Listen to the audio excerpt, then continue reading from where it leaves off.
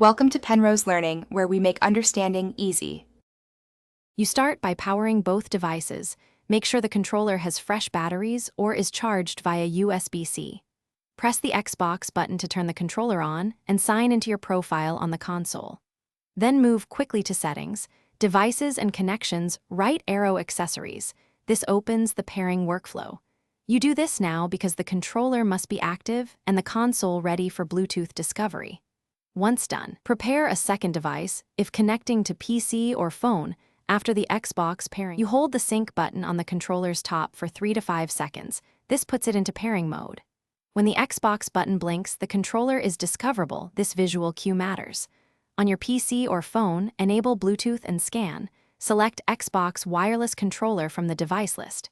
If connecting to Windows, choose Add Bluetooth or other device right arrow Bluetooth. Make sure you pick Bluetooth, not Xbox wireless, if using standard Bluetooth, because the two use different radios and will behave differently. You finalize by confirming the controller stops blinking and the Xbox button stays lit. That indicates a stable connection. Test inputs immediately, press buttons, move sticks, and check vibration, so you catch issues now.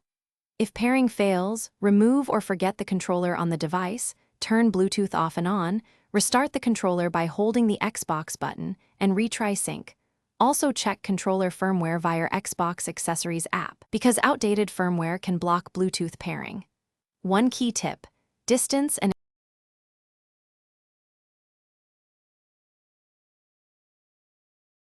Thanks for watching. If this was helpful, leave a like and consider subscribing. See you next time.